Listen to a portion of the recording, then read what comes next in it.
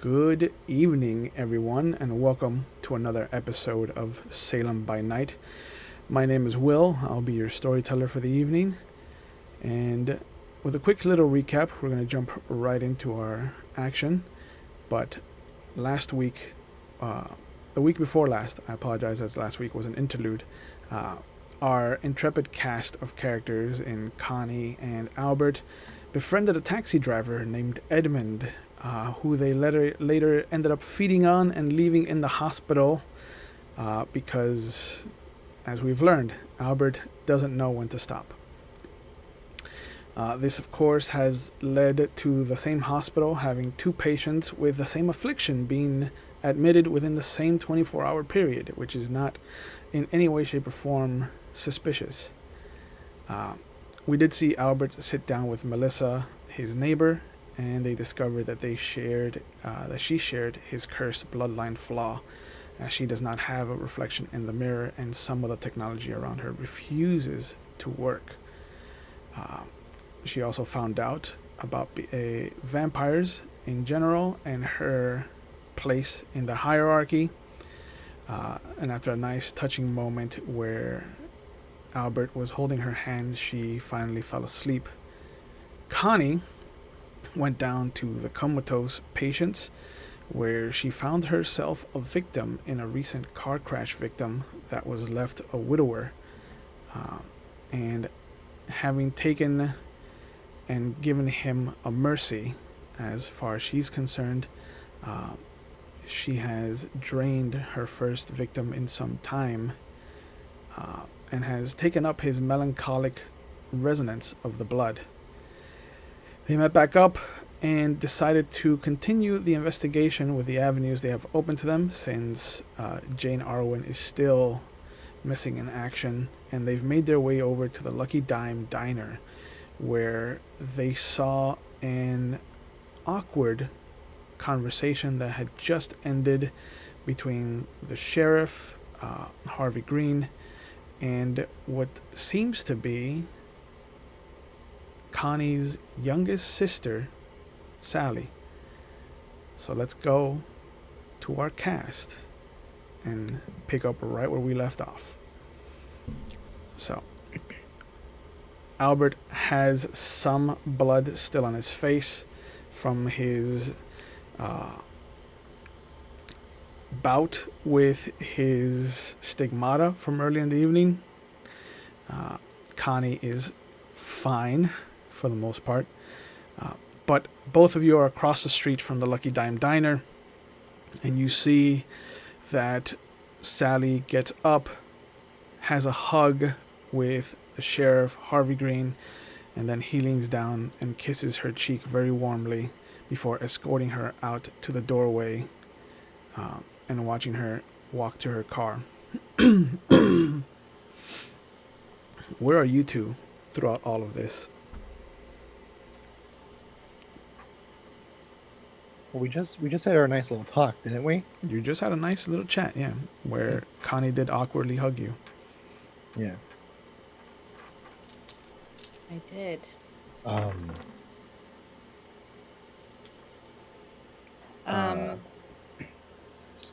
I can tell you that Connie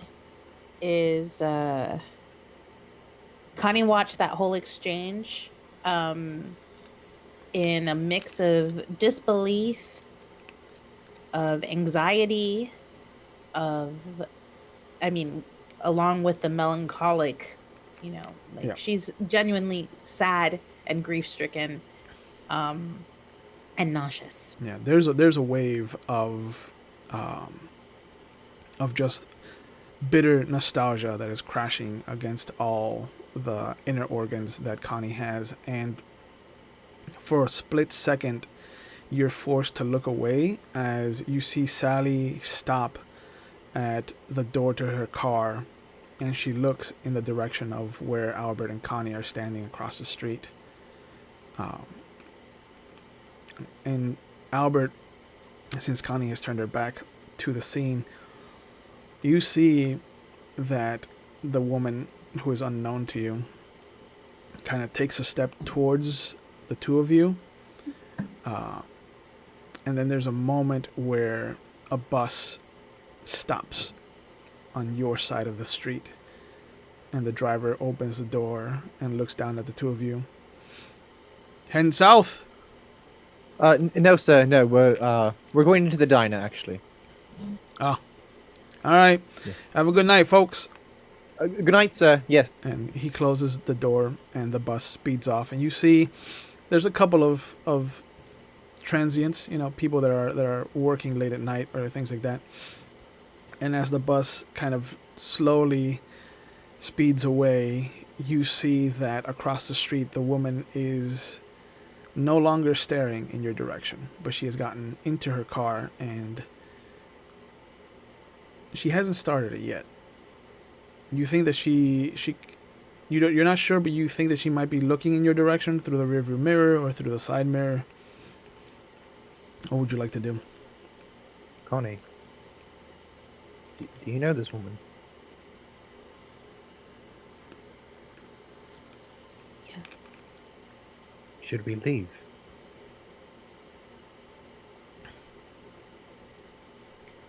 Yeah. Or let's turn back the way we came. How is she here? Alright. Who was she?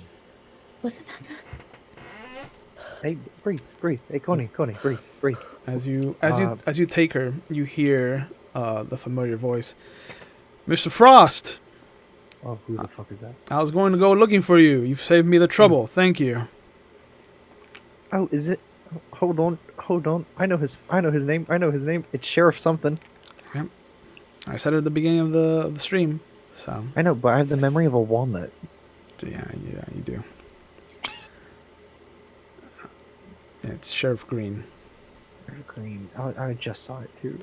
Yeah. Oh, Sheriff Green. Oh, hello. Yeah, he's Pleasure. remember, he's across the street, so you'd have to yell. Oh, Sheriff Green. Hello. Pleasure. When you're done there, come on over. And you see him Sure. step back into the diner and make his way to his corner booth. Hey, Connie, we can't run away anymore. And it's at this point that you do hear the car turn on. The engine turns over. But what if she's working with him to look for me or something? I I mean, mean, he's not a real sheriff.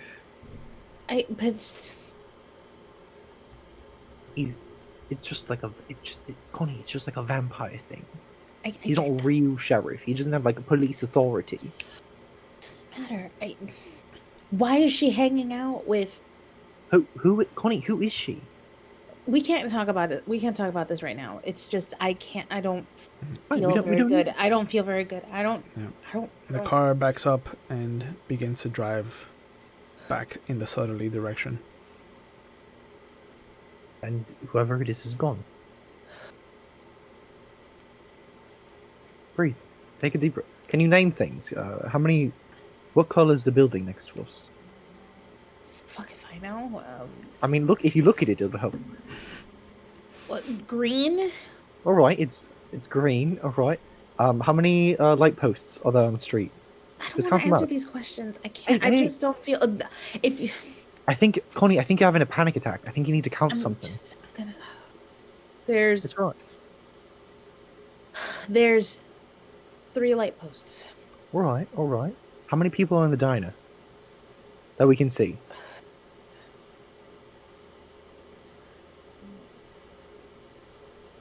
5, 6, All right. All right. 5. How many fingers am I holding up? Nothing. You have no fingers. I got 2. All right. Hold on. See, and now you're laughing. See, it's all right. You're okay. All right. Hey, also, we're gonna have to go figure this out one day because I would very much like my wedding ring back. Yeah. Yeah. You're right. Yeah. Okay, so You're all okay. right.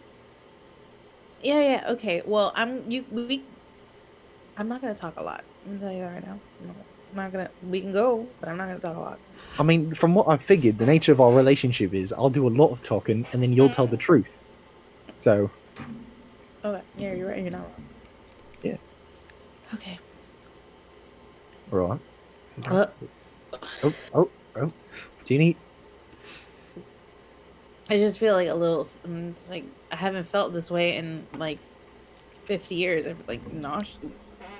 All right. Hey. I don't know. Put your head between your legs. Is that something? Is that gonna help? I don't know. I don't really Well, have. I mean, try it at least. I don't know. You're really freaking me out here. I'm not good with like that. I'm. For me, not me. I'm fine. I'm fine. Yeah. Fine. Let's just go. Let's just. All right. There is a desire and a pull to want to kind of fall back on your human instinct of just pulling for whatever's in your stomach, but without the actual human musculature being empowered by your vampiric blood, it just doesn't come. And there is that moment where you just kind of instinctively breathe in, even though you don't need to because your lungs aren't actively working right now. But you soldier on. You pull yourself up and you two cross the street. And sure enough, you hear the ending of one song on the kitchen radio in the back as you open the doors, and you hear what sounds like Katrina and the Waves doing I'm Walking on Sunshine, which is a nice little upbeat number. And it quickly becomes just background noise as you walk by the couple of late night denizens that look like regulars of the establishment. The smell of coffee and sweets and bacon and just fried food permeates the walls. The fluorescent lighting is, not doing a good number on highlighting the traditional diner colors that are splashed throughout this whole establishment.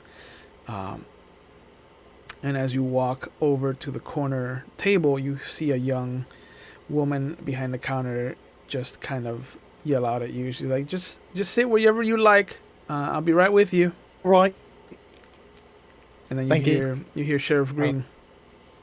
They're with me, Amanda. Just get him a couple cups of coffee, please. And she nods. And as you two kind of walk over to the table where he's sitting at, he kind of looks up at the two of you, and quietly he smiles and he looks at Connie. He's like, 2 gangrel in one night. What a blessing that is. Mr. Frost, please have a seat, both of you. Thank you, sir. As you push yourself into the booth, you feel a bit of resistance as you try to sit closer to the sheriff to make room for Connie. And that's when you hear a voice that is not the sheriff's, and it's not your own. Oh, sure, I'd love a date tonight. Excuse me. Sheriff, are you a ventriloquist now? And from the ether, from the nothing, you don't see, but you hear this voice coming right from a indentation in the seat between you and the sheriff. Occupado. All right. Scoot down, Mr. Wright. And you see the sheriff slide further out to allow Connie to sit next to Albert. Do you know Are what we- this? Are we all just sitting across from the sheriff? The booth is a circular corner booth. Okay. The sheriff is at the far end, and right now Connie is at the other opposite end of the donut. You are in between Connie and the disembodied voice, but the sheriff is just on the other side of whatever is sitting between you and the sheriff. All right. Will, can I manipulate things while I'm like that, or does it take me out? You can. Whatever you're manipulating, it becomes invisible until you let go of it. But if something becomes destructive, then your obfuscation would drop. No, I'm gonna just grab a napkin and I'm gonna put it right in front of him, and I'm gonna be like, "You may want to wipe your face off." You see a napkin just slide away from its holder and slide over to in front of you. Oh, do I have blood? Very Yeah. much so. Oh, why didn't no one tell me this before I walked into a public establishment? All right. And like, I get the little napkin and I start wiping it off. Yeah. Not here in the stream though. Sure enough, though, as you start wiping your face, you see the young lady bring the 2 cups of coffee, and she looks over at you as you're wiping your face, and she's just like, "I'll give you a moment before I bring menus. I guess you could use it." Thank you, ma'am. And she walks away. You see the sheriff drink from his coffee cup. I'm like, I whisper, "Lord Byron, next time you may not want to go ahead and scream out sheriff in the middle of the street. Not a lot of other people know that he's a sheriff." Oh, was I loud? Yeah, I heard you in here. Well, all right. Thank you, sir. I just kind of like stick my hand out a little bit. Like, my name is Albert, Professor Albert Frost. He knows who you are, Mr. Frost. Oh, I all was, right. I was about to put him on your trail, as a matter of fact. So you've saved me that trouble. I appreciate it. Oh, all right. Are you familiar? Who Sorry. Go ahead. No, I'm sorry. I don't know who I'm talking to, sir. He's like, I see. Mr. Wright, could you and you see the sheriff scooches out and gets out. And he's like, could you go ahead and go into the bathroom and make it so that you've been in there for a while? They're perturbed by Understood. your countenance. And he goes over, he stands in the bathroom door, holding it open, and just looking back at the table, the sheriff's like, now I'm gonna wash my hands before we have this discussion, Mr. Frost. And you can hear and you can feel the shifting body that was sitting between you kind of creeping out of the booth and walking past the what you imagine is walking past the sheriff into the bathroom. But sure enough, the sheriff has a moment where he kind of feels for the passing body, and then he walks into the bathroom, leaving the two of you in the diner with your cups of coffee in front of you. Hey, Connie, Mm? I have no idea what's going on. But I think we just met an invisible man. So that wasn't in my head. There was just there's a voice that isn't coming out of the sheriff, right? I mean, did you at least see the invisible woman as well? The visible woman. You did not also see the invisible. There's an invisible man and an invisible. I'm buggering you. And as he laughs maniacally at his bad joke, you see the sheriff come back out, his hands slightly damped, but he sits down and makes his way over to where the Invisible Man had been sitting. He's like, as we wait for Mr. Wright to come back, Mr. Frost, what do you know about Werner Hertzfeld?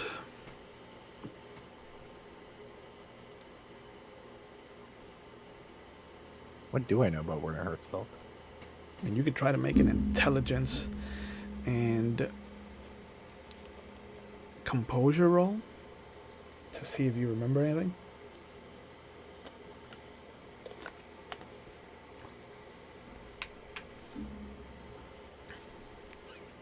Two successes. Werner Hertzfeld is not a name that you recognize from anything that you've been around. It might be a name that you've heard Isabella say at some point. Hertzfeld is familiar to you. Werner's not. Can I can't put a face, but can I put like a business to it? With two successes, it is nothing that is in Salem. If it's anything that's crossed your mind, it's something that she's mentioned out of state. Hertzfeld is a Italian partner, I believe, that Isabella has. Why? German, but German. All right. close enough, I guess. Across the pond. And at this point, you see the door to the bathroom open, and you see what I can't describe for you, but I sure hope Jeff will. What do they see come out of the bathroom? So you basically see the best way to describe it is the closest is like Darkman. If you ever watch Darkman, where I basically have slacks, trench coat, suit, but it's not clean or anything like that. It's kind of worn and battered. I have what I don't know. Will, did we say how good quality the stuff that I had was? Hand me down. For the face. Thrift shop. Oh, for that. That's standard drugstore fare. Okay. You just see I'm my skin does not necessarily look like it's normal, but it's in the sense of you can tell that I'm trying to cover something up. I'm not super great at it, but I've got like a lot of makeup, and then I've got a hat that I wear kind of low. And I've got a furry thing around my neck. Furry thing. But yeah. You see that this thing that comes out of the bathroom comes over and sits where the sheriff was sitting. And he looks over and he's like, Mr. Frost, Mr. Eastworm, I'd like to introduce you to Wallace? No. Marcus? No. Melvin. Melvin Wright. Yeah. I'm terrible with first names. I apologize. Pleasure to meet you, Mr. Wright. But you do notice Same that with you. the sheriff does call everyone by their last name. Okay, so Mr. Frost, Mr. and you are, and I take my hand up. I'm Connie Eastworm. Of course you are. And then she, The hand does not feel normal to the two of you. The bones feel out of place, but he uses it just as regularly as anybody else. It's a pleasure to make your acquaintance, Mr. Wright. that was Nice. mine.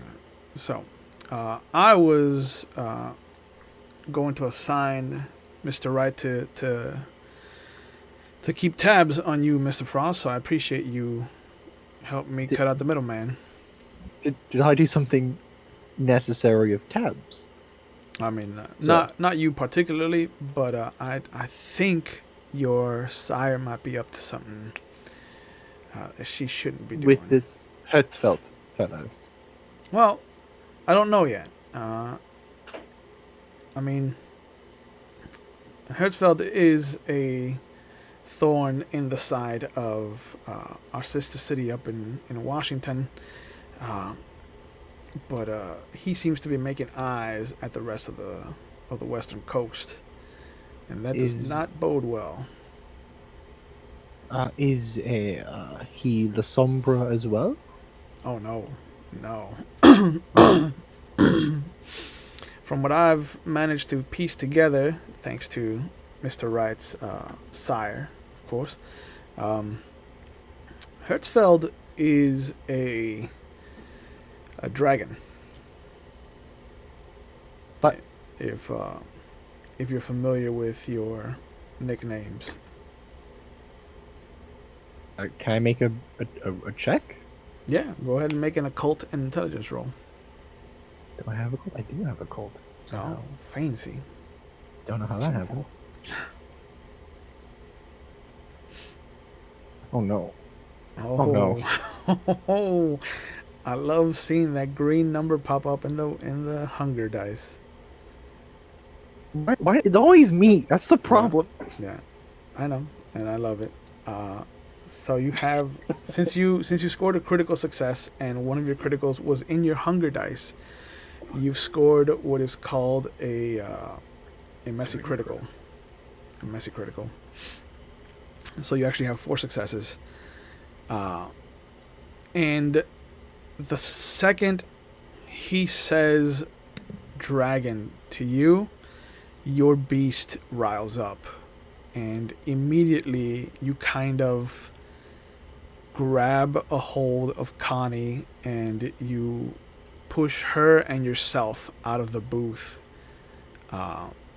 And kind of a very protective stance between you put yourself between the sheriff and Connie, and immediately you hear a snarl that isn't your own come out of your mouth. You see this, Melvin. Do I at least know what dragon is at least? Yeah, it's a Simitsi. Okay. The Simitsi. I stand up and I'm just like, ease up, boy. You know that they are hoarders, that they are greed incarnate, and that they, whatever they set their sights on, they will always either acquire for themselves or destroy outright so no one else can have it.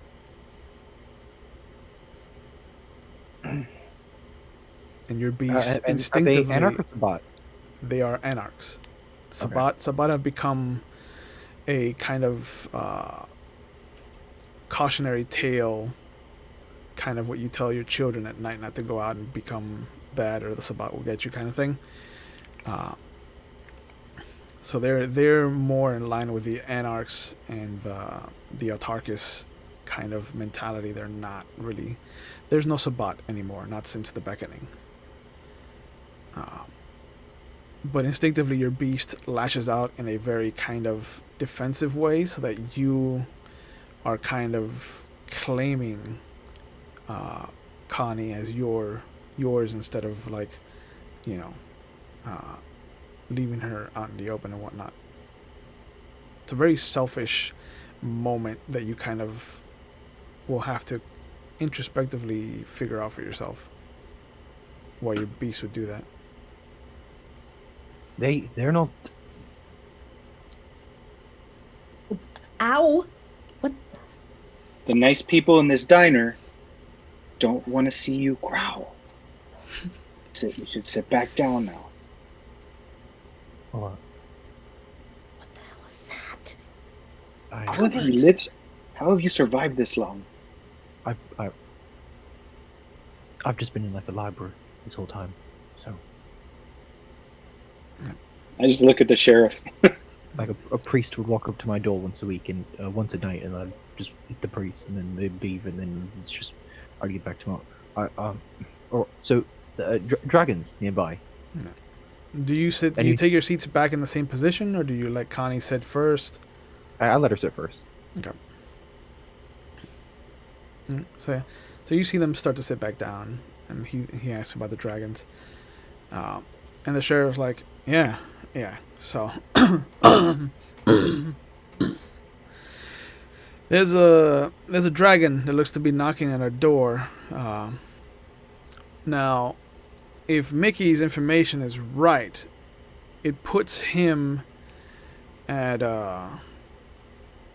Kennewick, which is northeast of us right now. That's a little too close for comfort, if I'm being honest.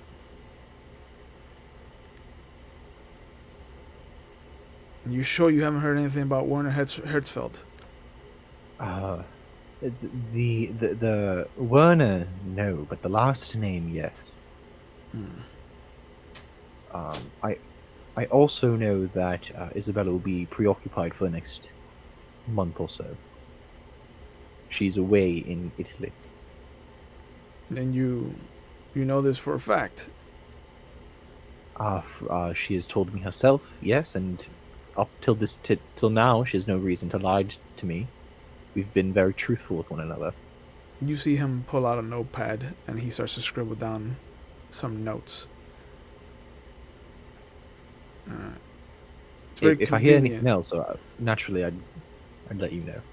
Now, you see how it's convenient that she's gone away in the wake of this information coming to us. Suspicious. I do see the convenience, yes, but I also know that she's been busy trying to how do you say interpret the outcome or the further progression of the beckoning. Right. Speaking of, Yes. I don't know how much she's told you, but orders from on high have come down for the rest of the Camarilla. There's an understanding that any of your ilk that wish to join. I mean, there's really no soft way of putting it, but that we are not allowing any of your clan to enter without them destroying someone else of their clan. Just so you're aware. I beg your pardon. Yeah, the big Camarilla cities in the East Coast with Chicago and New York and Pennsylvania, they've set down the rules that anyone that used to belong to the Sabbat has got a heavy price to pay before they join the Camarilla. So you were fortunate enough to have been created in a time when rules like this did not exist. So we're not enforcing it, but just be aware if you get sights on making progeny, you're gonna have to pay a heavy price. Does this count for ghouls as well? No. Okay. Ghouls don't matter. All right.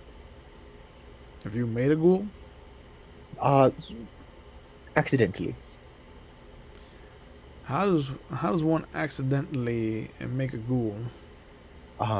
You're not properly explained exactly how, and you don't want your neighbor to die because them alive keeps you out of the HOA.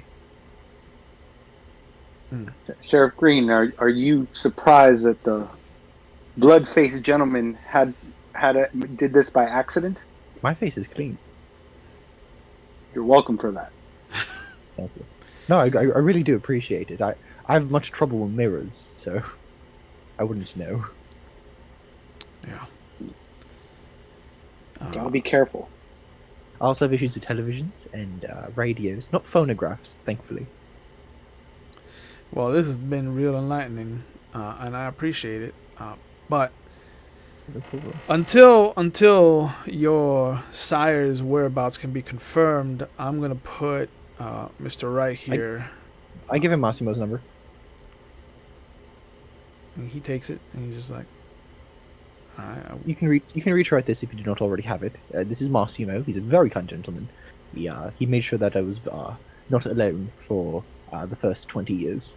So, very good friend of mine. Sure. He pockets it incredibly slowly. All right. But until we can prove that your sire is where she said she was going, I'm assigning Mr. Wright to your coterie. So get used to whatever's behind those bandages. I've no problem whatsoever. You seem like a very kind gentleman, Mr. Wright. Sheriff, I do have a predicament to bring up to you. However, I'm not sure if you've already been made aware of it. All right, great. It is not a coincidence that Connie and I landed ourselves at the diner this evening. Okay.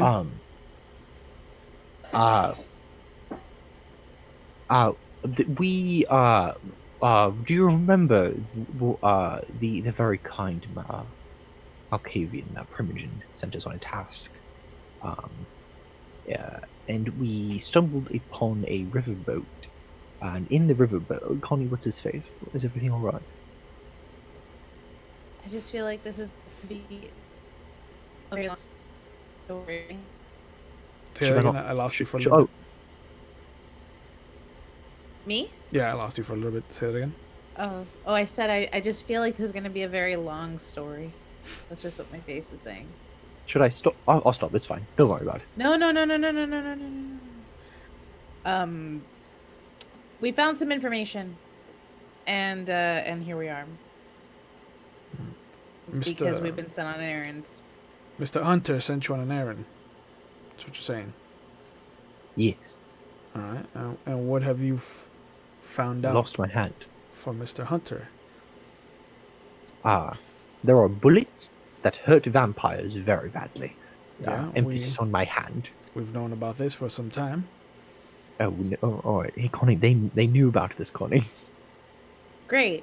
And I was still allowed to be shot, so... Did you find the source of the bullets? No. Is that what you're saying? Okay. No. But there's a riverboat with I think it was FBI. They were federal of some kind, and there was a large map, and on the map, well, it wasn't a map. It was more like a conspiracy theorist thing with like tied little thumbtacks and whatnot. And can I stop him? And I go, can you explain this? And I point to Connie. Basically, I was doing a good job. Well, if I can pause for a second because I have a dog, not Connie. Ashley has a dog that needs to leave the room. Yeah. So in a second. I'll be happy to be with you in a minute, Melvin. Yeah, the sheriff looks over. He's just like, I think he's trying to describe a relationship map. Is what that sounds like. Absolutely, yes, that's what it is. Yes, a relationship map. I'll type that into my notes. Sorry? Okay. Basically, we found a bunch of pictures of different vampires and sires, and it looks like a map of someone who is hunting these members. Relationship map. A relationship map. And I look at... Would you believe me if I were to say I'm 73 years old? I'm 67, so I'm like... I'm the youngest and the oldest. Yep. Good times. Great. Got wonderful for you. So shoot him in the head. So do you think that? So we've got hunters, and I look at the sheriff.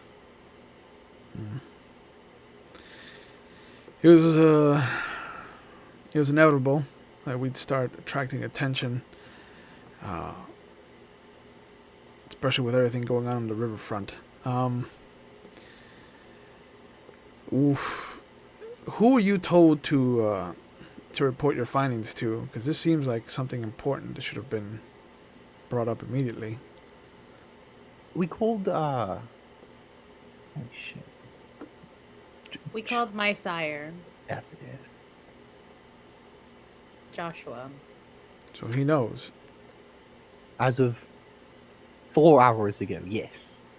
Yes, he knows. He was one of the pics. He was in the photos. Oh, yeah, you were there too, Sheriff. And this diner was there too. Yep. Immediately, also- you see him start to look outside. And there's, for the first time since you've met him, you see a kind of sliver of fear come across his face for just a brief moment. And then he looks at the three of you. He's just like, all right, well, what needs to happen then is you three need to leave immediately. And we'll need to find a new place to discuss this. You're more than welcome to come to my apartment. No, thank you. That's all right. I will set up a small meet with whoever's available tomorrow at the theater. So let them know that you're there for the Rocky Horror Picture Show, and they'll lead you down to the basement.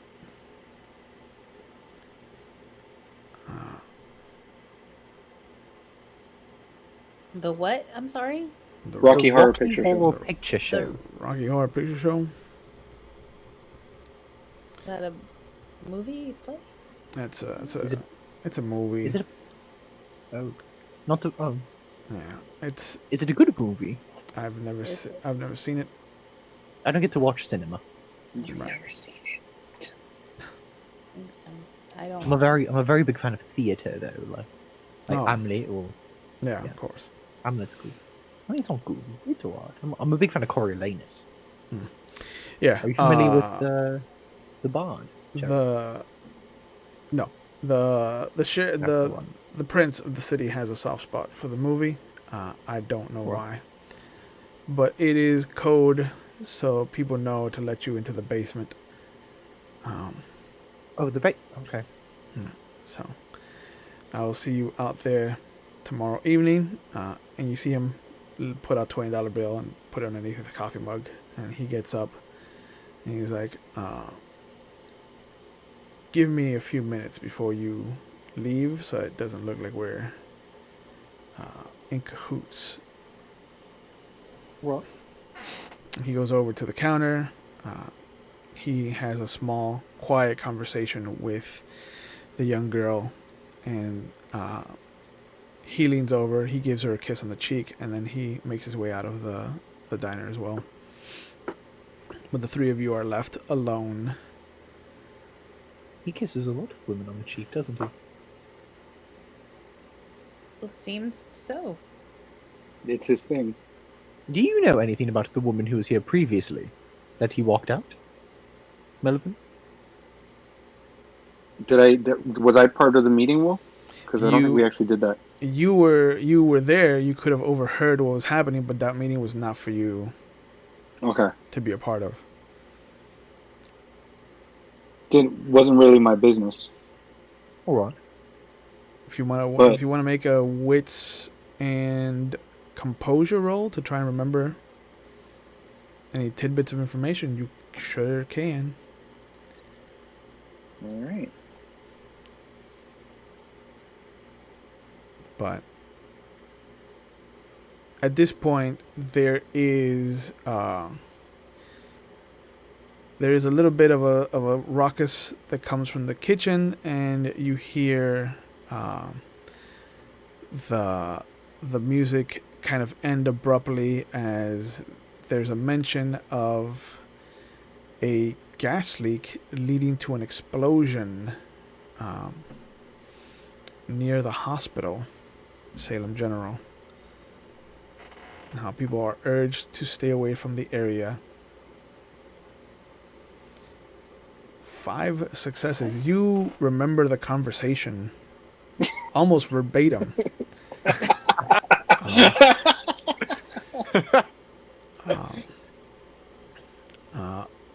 But you know that the woman's name is Sally Brown. Okay. She's married into the Brown family, which originated in Chicago. There's a talk of Chicago and how the family came over. There's talk about Richard Brown, who is ill and in the hospital. He's in Salem General. And how the whole matter of the conversation revolved around her coming to Harvey Green for help, and how he is going to help take care of any medical issues and costs that she is facing. Okay. So come to think of it, I do recall a little bit of. I may have overheard a few things. Alright. Young lady, her name was Sally Brown. Comes from Chicago, if I heard correct.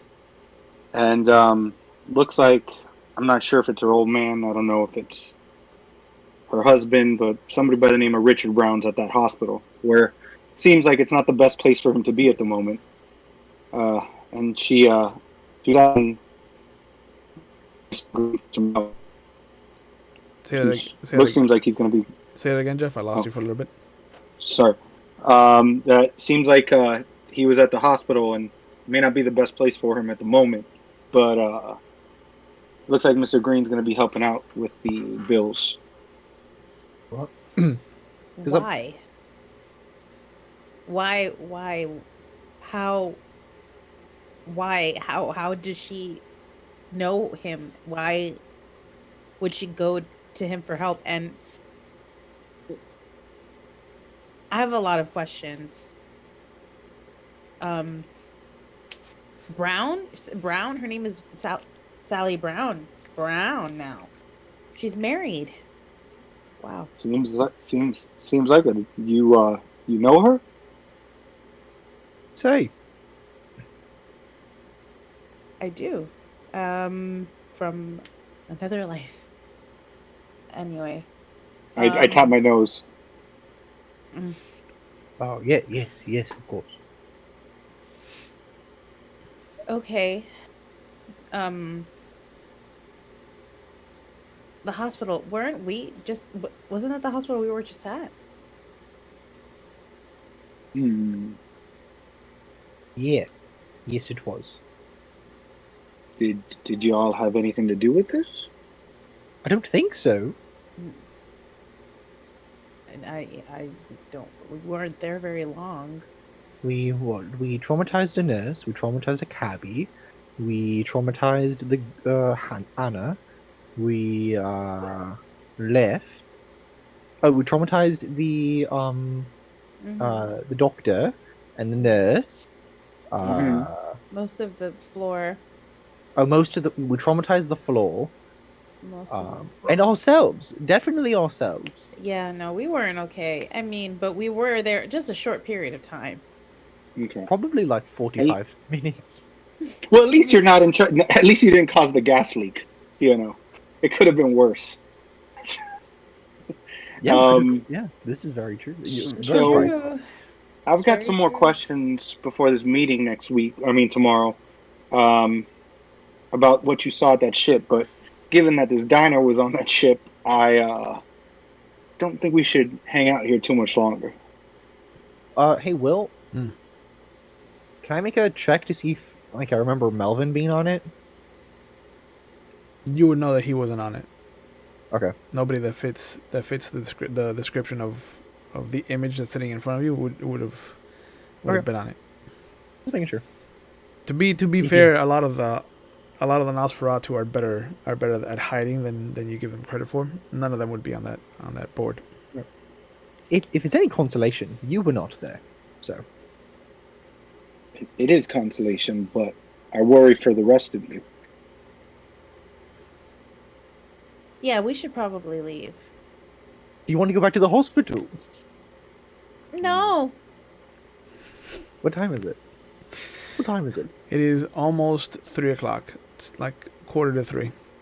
We got what, like 2 hours of daylight? Yeah, Like night two and a light? half. 2.5. Have either of you checked to make sure you weren't being followed? No.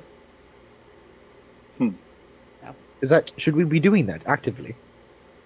Well, if my face was on a hunter's conspiracy board, as Our you faces weren't. Our faces Oh, I weren't thought it on the was. board. No, Okay, we're fine. I apologize. No, people Okay. people genuinely don't know we exist.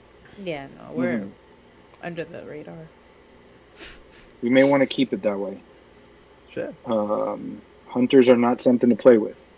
I would offer you some refuge at my my humblest of abodes, if need be. Everybody, you may wanna make stick to make a wits and awareness roll real quick for me. But you can keep talking. What's an awareness? Yeah. Awareness and wits.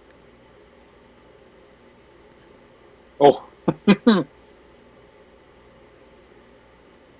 Oh, Oh ho ho! 3 10s. 3 10s. Yeah. Hot damn.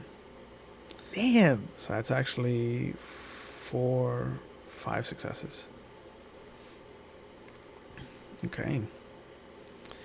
So as Melvin is talking to you about what routes you should take and things like that, and him opening up his abode to you, in your kind of glancing about, because Albert is that kind of person that would start immediately looking around the second he's told that he should be looking around. You see that a lone man that was sitting at the counter has left a plate of food half eaten and is left the diner shortly after the sheriff left. Melvin. Hmm? If I can call you, would you prefer Wright or Melvin? you can call me Mel for all I care. Right, Mel. Did you happen to notice the gentleman sitting at the counter over there? No, I must have missed him. Right. Well, he left the second the sheriff left. I stand up. Do you want to go? All right, let's do this. All right. I'm like, yeah, you're both. I guess we're.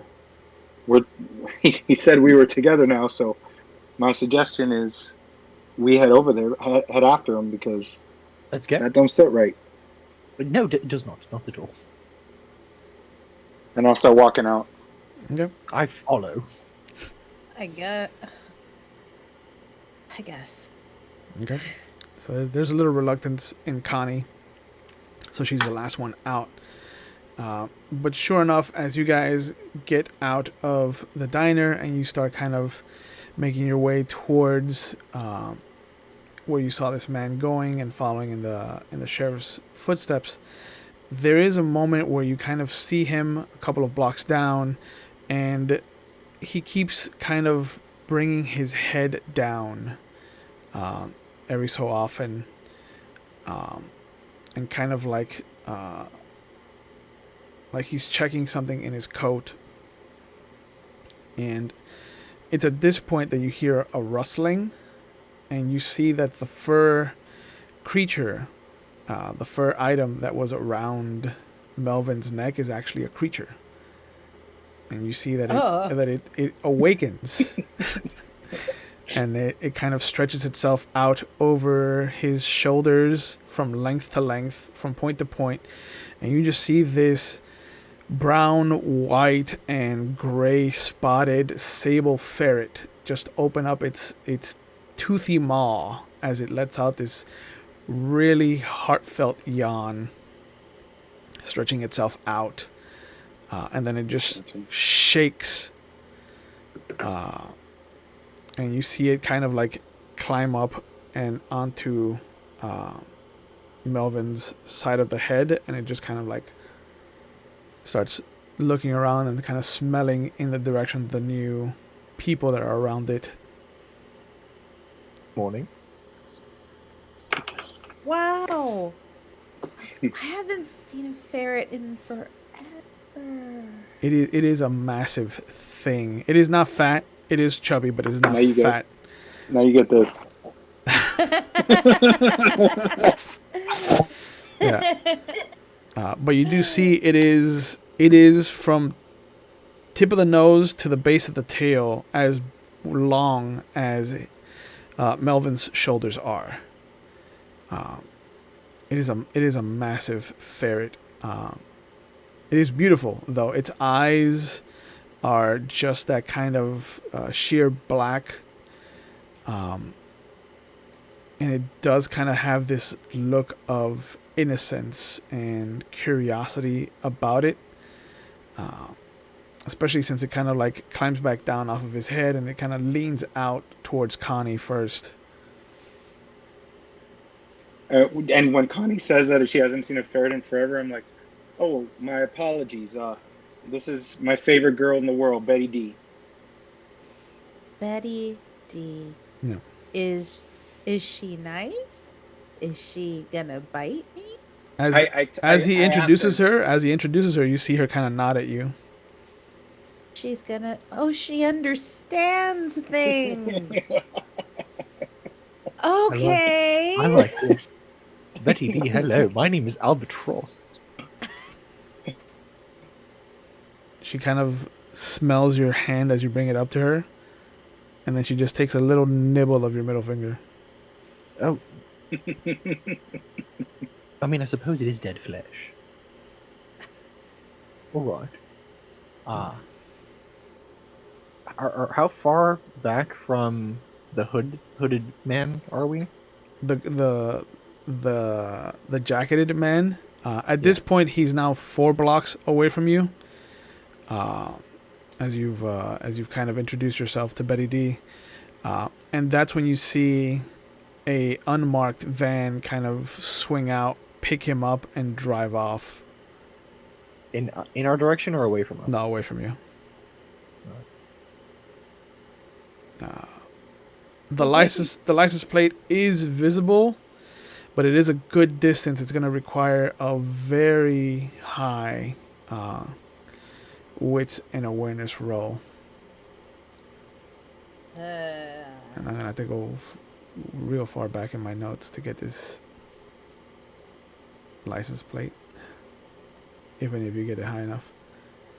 Okay, so are we rolling? I got 2. I got What's an 4 awareness? 10s. What? No, you got 1 10. If it's green, it's a you got a 10, and then if you mouse over it, it'll tell you which ones are 10s.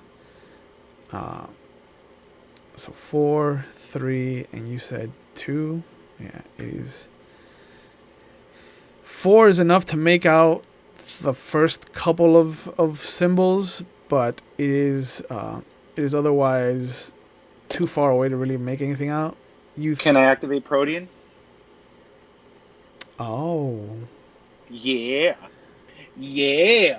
I have eyes of the beast, Pupple. Protean will let you see in darkness. It won't enhance your ability to see from a distance. If you had Auspex, that would have definitely helped. Okay. Prospects.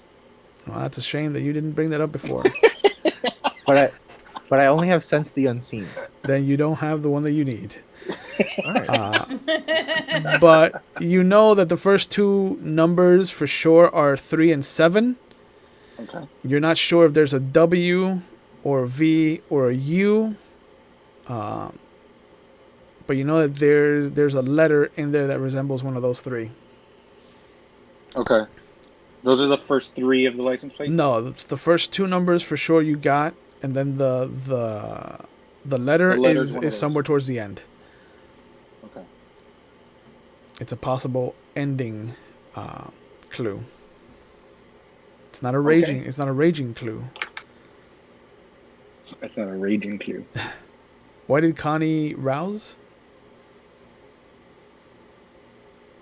Did I roused? Oh, Yeah. I did. Yeah. I don't know why. Okay. Okay, so we're not gonna count I it. guess I hit the You wrong failed. button here. Connie Yeah. roused. Yeah, we're not gonna count it then. Because I was like, why are you Please rousing? don't. You're getting hungry. No, Yeah. no, no, no, no, no, no. Please don't count it. I don't know why. No, no, no. I don't know why I did that. Yeah, no. The only one I would is Albert's, so we can get closer to another stigmata. He says as tears of blood rush from his Yeah, eyes. yeah. Could I make out a state? Like seeing because you know how the states have different kind of Yeah, yeah. plates. Oregon. With 4, there is no state attached to it. Damn it. Okay. Yeah.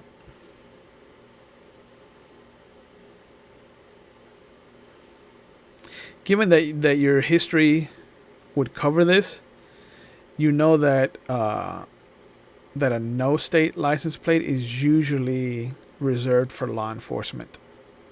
Okay.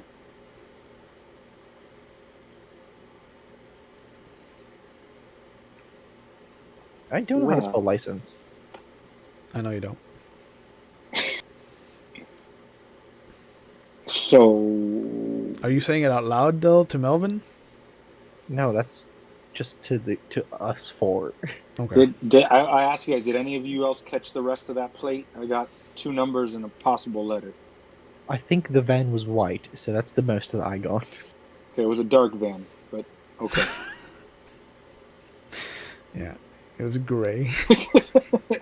It was a gray van. You're doing great. You're doing great. I don't know, Mel. If I'm being honest with you, I've not had a very good day.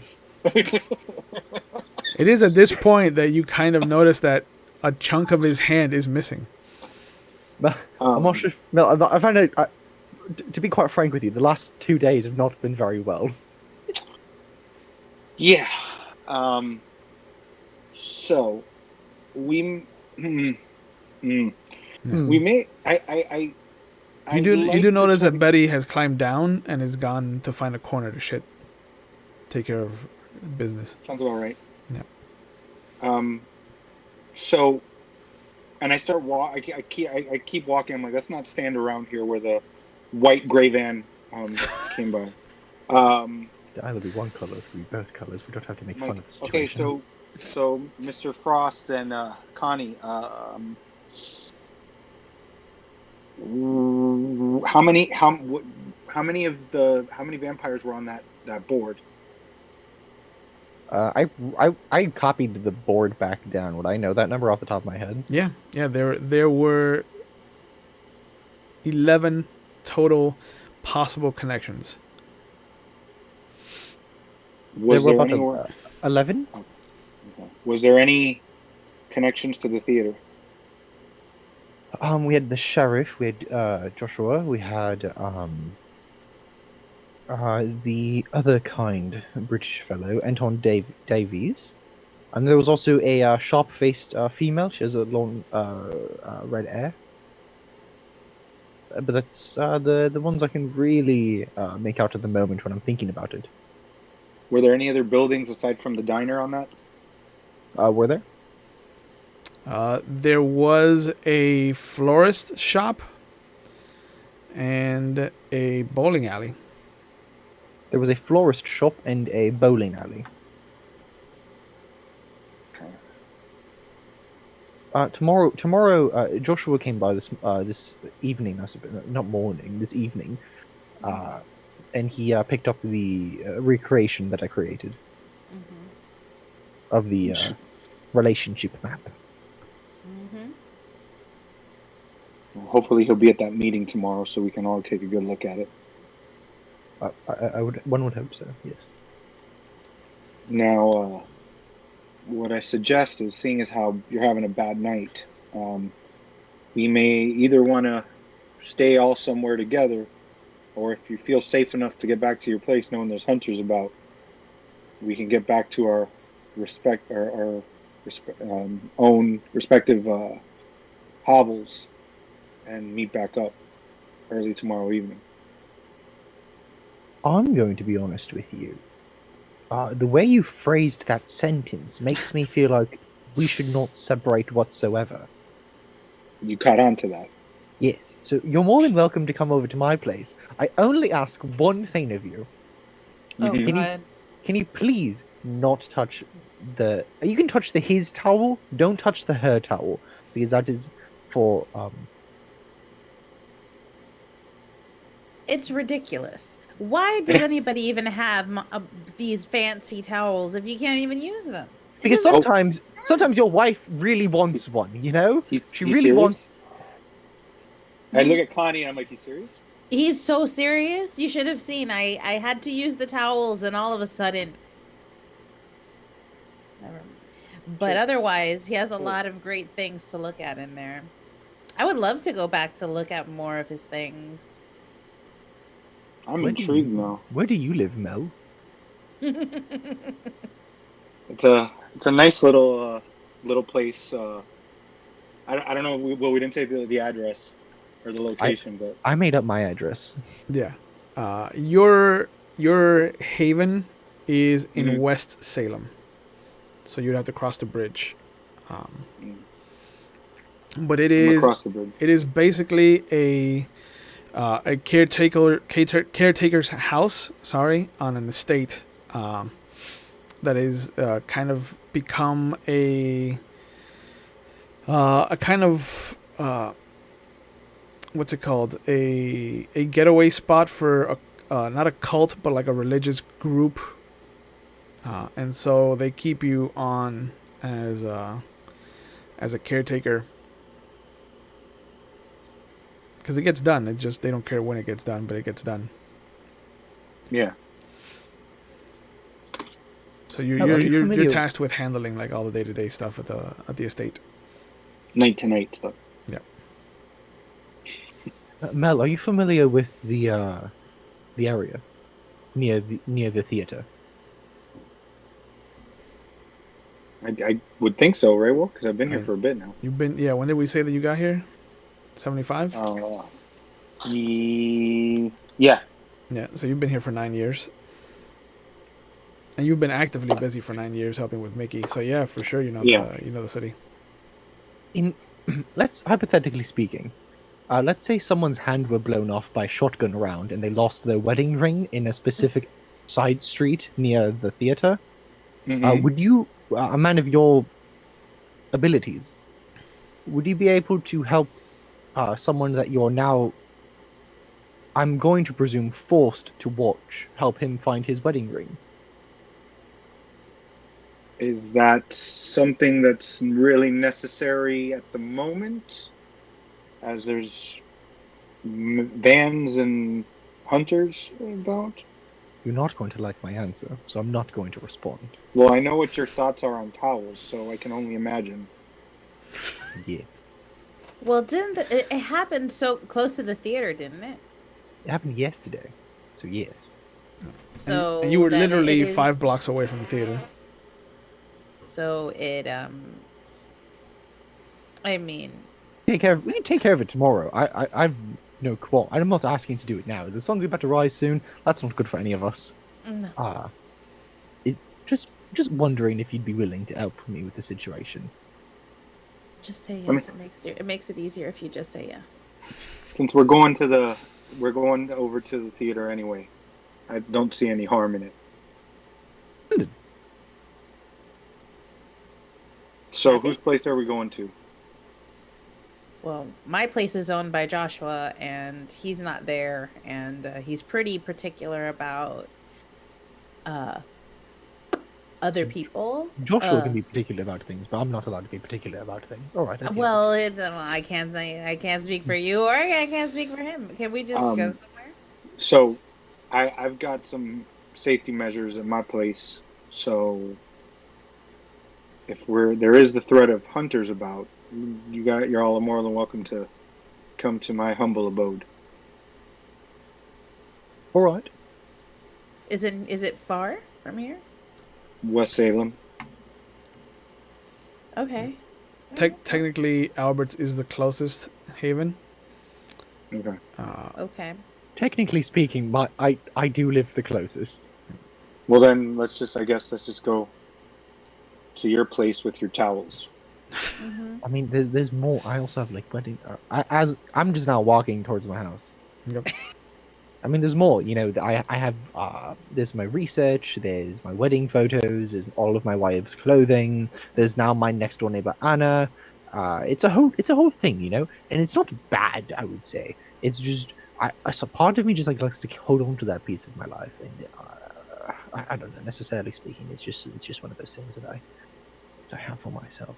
Now that I'm really thinking about it out loud, if we get home fast enough, I could really crack it. So Betty D, huh? Yeah. You see that she has been walking with you this whole time. Yeah. So what's her story? She's been with me for years.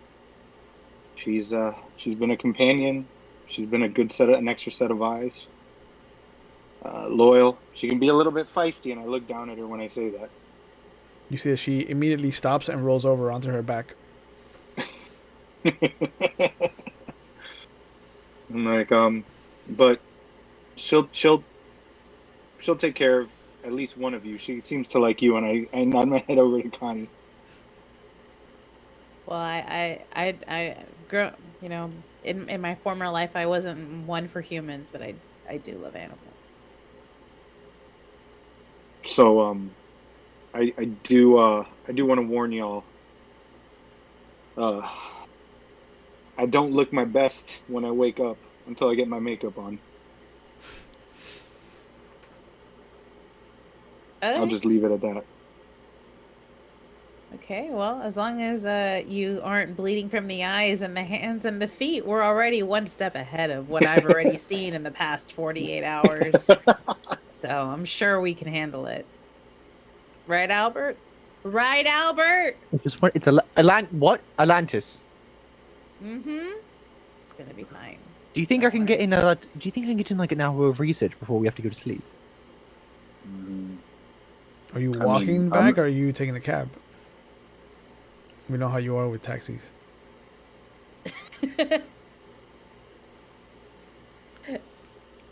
It's up to you, but I would presume I'm gonna walking, rest. but there's three of us. I would presume we'd walk. Okay. It's a nice walk, and you do get to walk through parts of the city that you generally don't walk through. Excuse me. But it takes you the better part of 45 minutes to get back to your apartment, and you walk up the stairs, and you see that if no one picks her up, Betty D does kind of climb up the steps on her own. But she is a self-made and kind of independent woman who don't need no man. She don't need no man. Yeah. That's right. I like her already. But immediately after you open the door to the apartment, she just kind of bolts in and starts making those ferret noises when they're incredibly happy.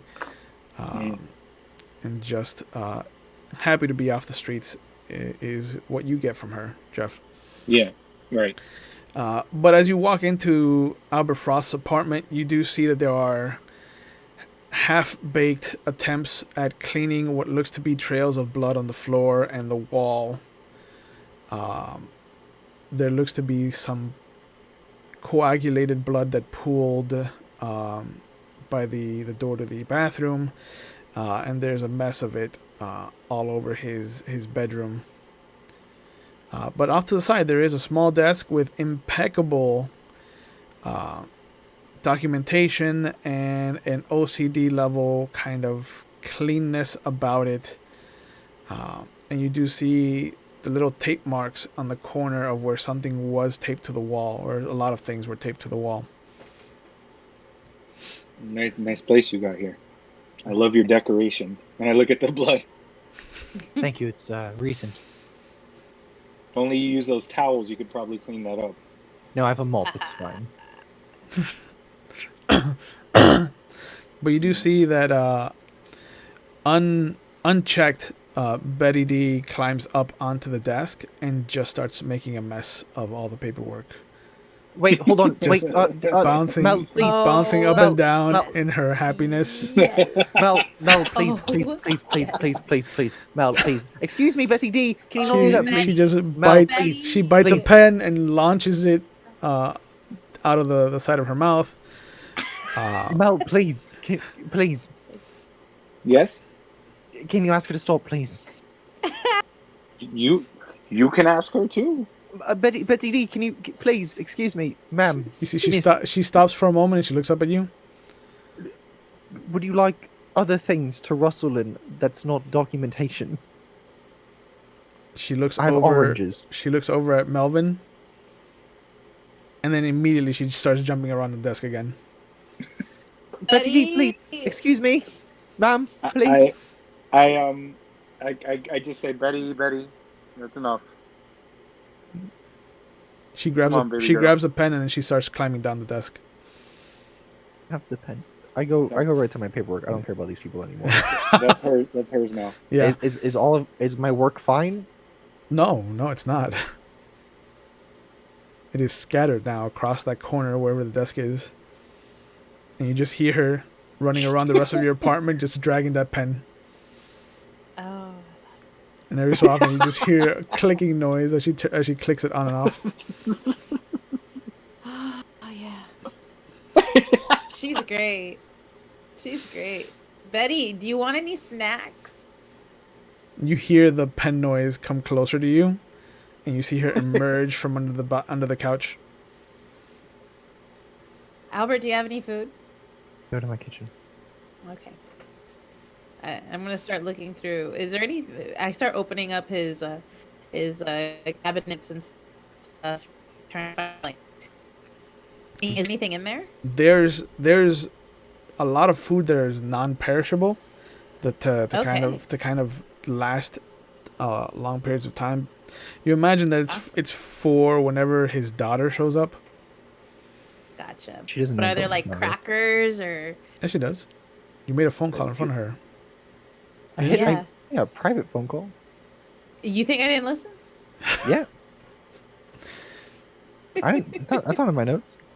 I Oh, I thought didn't listen. I thought you told her that you did have a daughter, but it's for whenever you imagine Melissa, his neighbor, or his other neighbor Anna come over. Hey, Will, am okay. I in need of eating at all or no? We'll say I that don't think we'll say that you're still at hunger 1, Okay. from having woken up this evening. Because if not, I was gonna go down to the alley. What's your? Did we give you a hunter predator side? Yeah. There's plenty Yeah. of There's plenty of cats in this neighborhood for you to. Oh, perfect.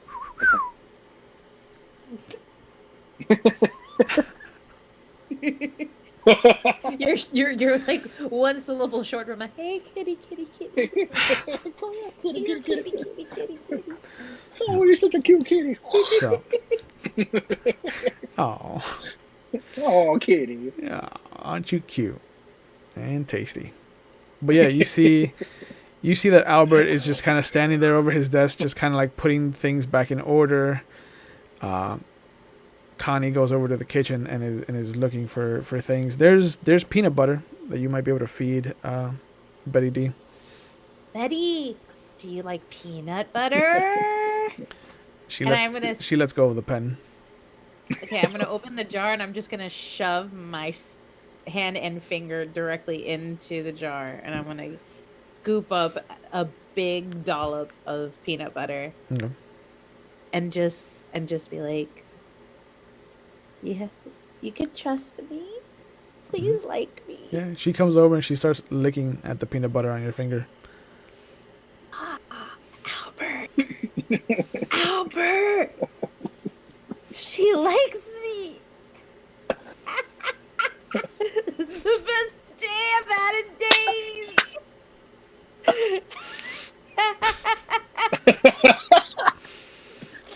I jump onto his bed and I just lay down. I go, this is really nice. You see that the bedroom is built to hide the sun away, It's got blackout curtains. It's got the windows blocked off, even beyond them. The living room, not so much. There is a bathroom that looks like it's still a mess. Like it's got towels all over the place. The his and hers have been hung back up with as much care as possible, and there's another door opposite the bathroom that is closed. So I'm just gonna preemptively just close these curtains if you don't mind. okay, easy enough to close the kitchen curtains. Hey, Frost, you got a phone? In my room, yes. You mind? Not at all. I'll go and I'm like, seems like Betty D's in good hands. You stay out here and enjoy that peanut butter. And I go into his room and I'll close the door. Okay. I mean, you're already lying And I'm down on gonna- his bed. Right. Oh, that's right. Yeah. It was in his room. So yeah, so I'll just get up and I go, thank you, and I close the door. Okay. And I'm gonna call you know who Is it? because I Is it? got a license plate, a partial plate I need run. Are his initials M&M? No, but the initial is LM. LM. Remember my contact? We said it was sí, está bien. going. Got it. And I'm gonna call and give the plate and see if there's anything that can be done. Okay. So let me go. What's the name of this contact? Mira quién es. Yeah. Yeah. Got it.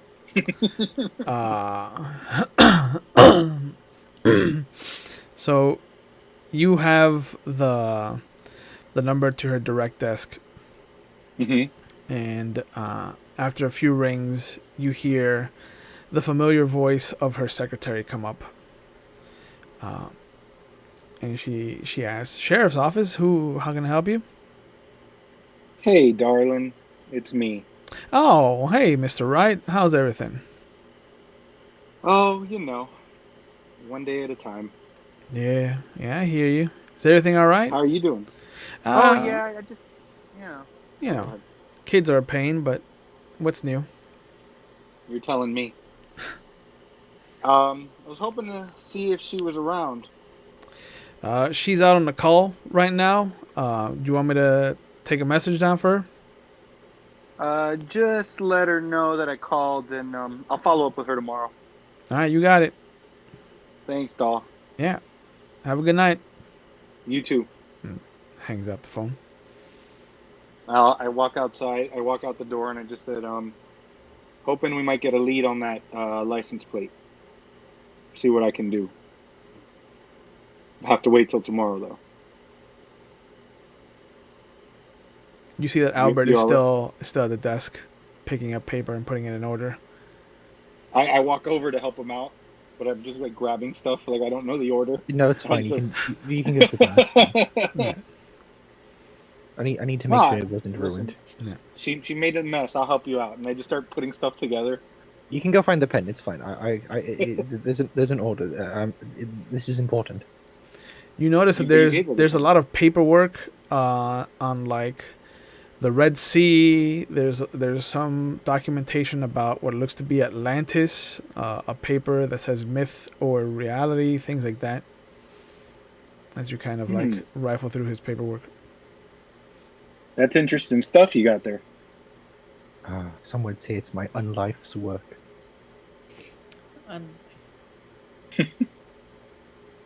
You are a strange character, Mr. Frost. But I am enjoying your company. Thank you, Mel. I won't use her towels, I promise. It's fine. No promises about Betty, though. She is a lady. Oh. As long as other documentation isn't riled with, I am fine. There's a box under my bed. You can put towels in it, and she can sleep in there unless she wants to sleep with you. I don't mind either way. I'm trying to be She'll, as she'll probably sleep on that bed. That's a comfy bed. my bed. Well, it's our bed. We all work together now, right? You hear her scampering off from the kitchen towards the bedroom. I mean, Connie slept out here last night. Oh, you didn't offer her the bed? No, No. but it's Oh, my I'm not. Am I not listening? I'm not listening. No. Well, you're in the kitchen. I think you can probably hear it. Yeah, you hear everything Oh. that's going on. Okay. No, he didn't. I take off the hat, and I'm just like, well, I mean, I know she's undead, but she's still a lady. You heard that? I'm a lady. Connie, would you like to stay in my bed this evening? No, thanks. All right, that feels like almost exactly what happened last time. Actually, no. Now I do.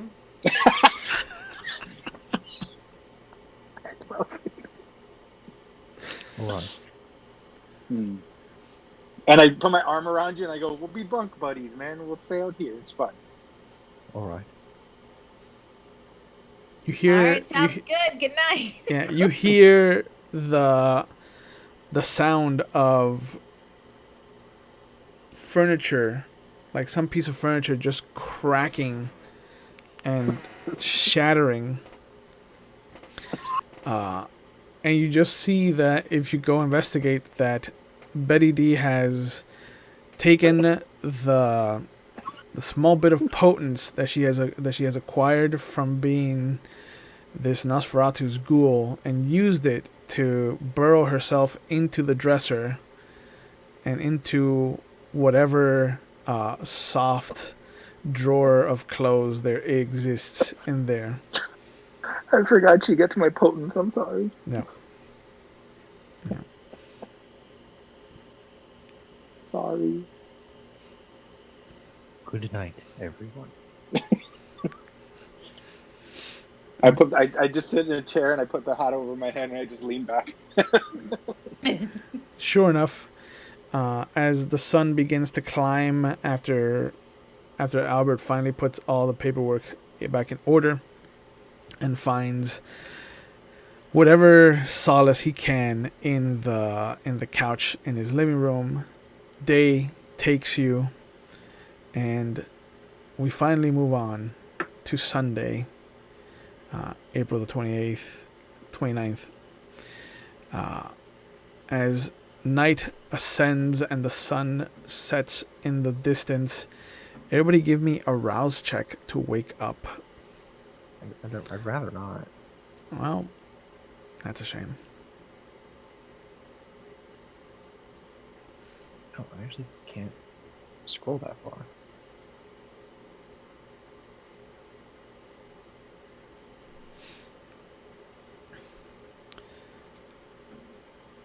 You said it's Sunday, April 27th, Will? 29th. 29th. Yeah, the game started on the 27th. Okay.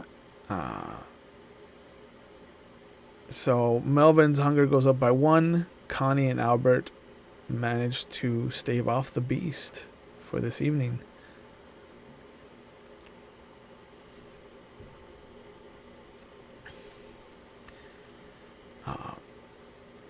The night has begun. What would you like to do?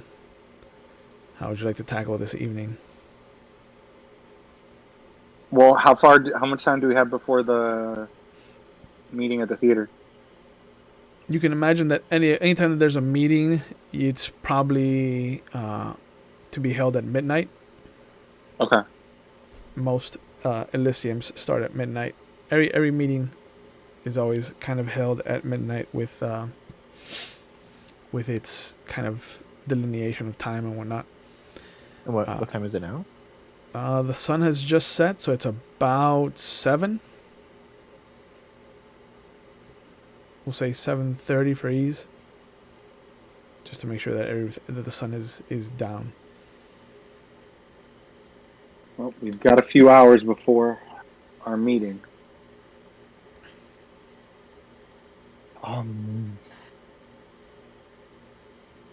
I just have to say, your bed is very nice.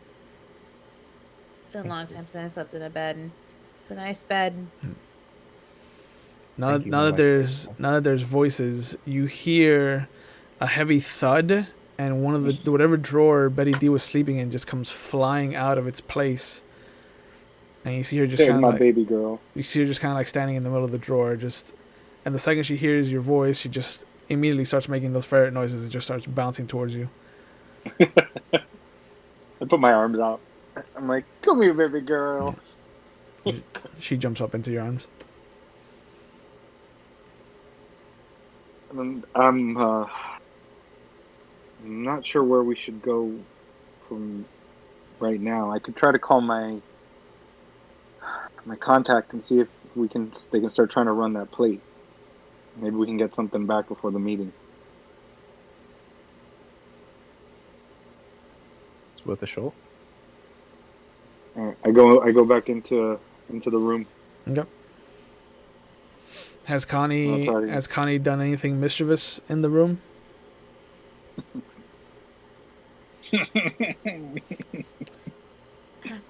Not too bad.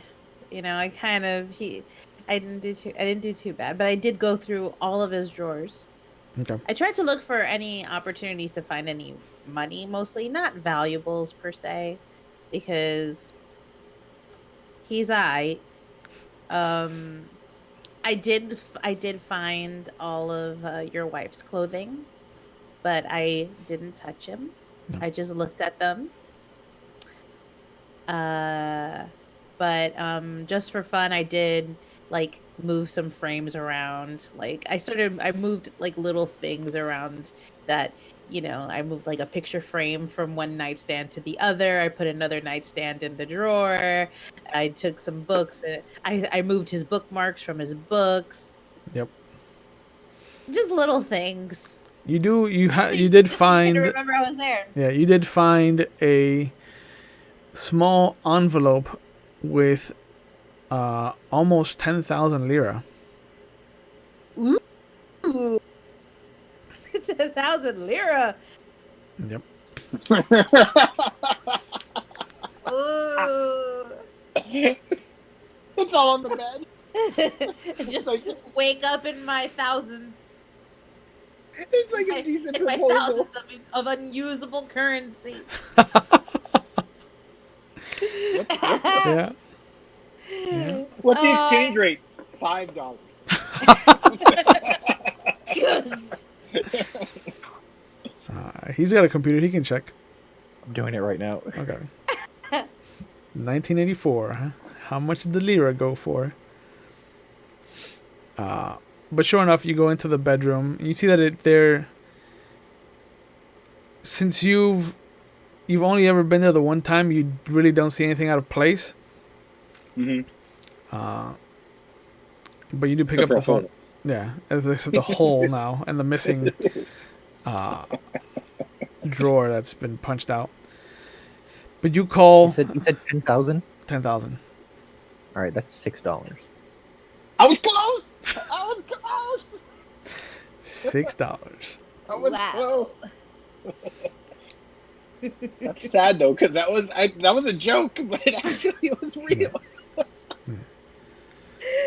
Oh no. How much was it worth when you were embraced? Because that's when you would have been given it as a wedding gift.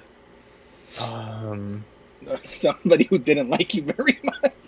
Because then we can raise the denomination. But you call, and again, Linda, the receptionist, answers. Sheriff's Department, how can I help you? Hey, doll, it's me again. Oh, Mr. Wright. You want me to patch you through? She's in her office. Yeah, please, before she goes on another call. Sure. And you hear the double beep of being put on hold, and then just the very cheesy kind of disco music. Mm-hmm. And then after like about less than a minute, you hear a double beep and it picks up and it's like, Sheriff Morris here. How can I help you? Is this the Sheriff Morris? And Be still my heart. you do hear a little chuckle, and she's like, "What can I do for you?" I need your help. I don't have much to go on, but Yeah, you've done more with less. sure. I've got a plate. Yeah, okay. It's a gray van, though some may think it's white. All right, so gray white van. Yeah, partial plate. All right, give me First two numbers, 37. 37. Will, did I was able to denominate like at least how many like other figures were in the license plate? Yeah, Like the number? It was a total of 6 figures, and the letter was in the 5th slot.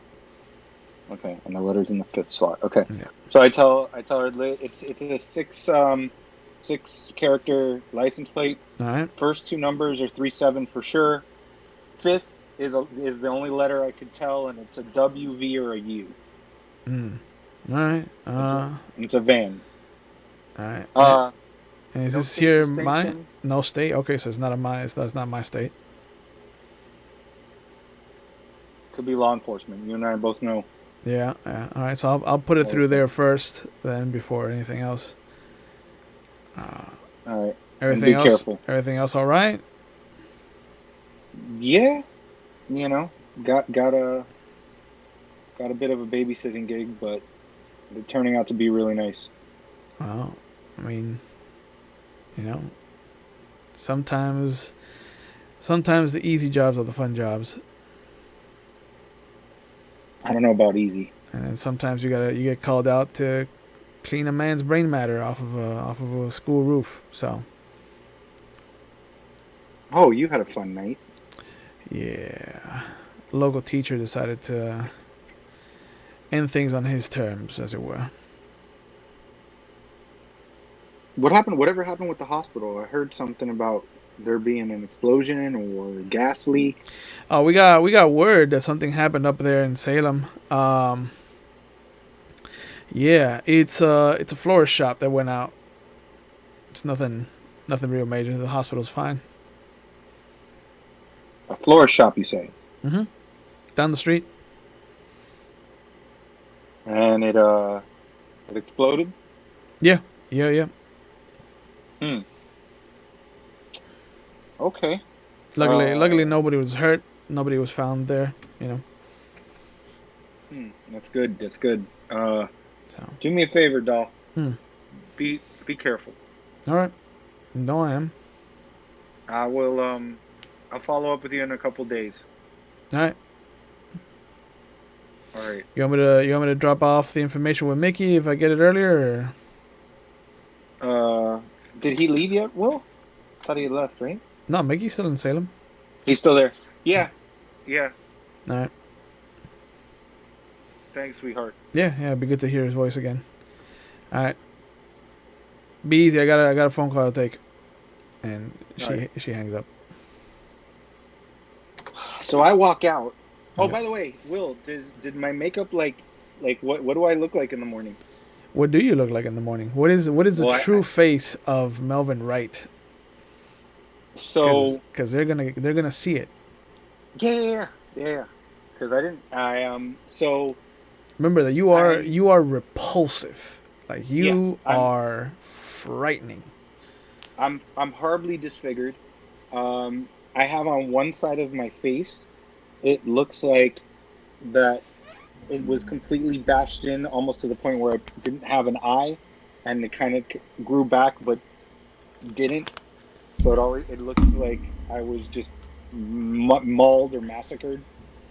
And I have just these awful, just fangy teeth, like bottom and top. I think we said one of my ears was cauliflower, right, Will? Yep. On that side. Yep. Yeah. So I have kind of a pointy ear on this side, but this ear is like completely down to like a nub, and it's cauliflowered. I don't really have a whole lot of hair. It's kind of just very stringy in bits, and it's like, it's some like even if I tried to comb it over, it's like the Homer Simpson. like it's so thin, you know, kind of like that. And yeah, that's pretty much Yeah. the extent of the horror on my face. There is maybe a silver dollar coin's worth of unblemished skin on his face as he comes out into the light of the apartment. That kind of surrounds the left side of his face, the clean side of his face, the right side of his face, and everything around that one silver dollar patch. It's like the reverse of the Phantom of the Opera. It's just like horribly scarred, terribly pulled and knotted. If you had a stomach, you would probably be vomiting at the sight of this man. And now you understand why he wears the bandages and the makeup.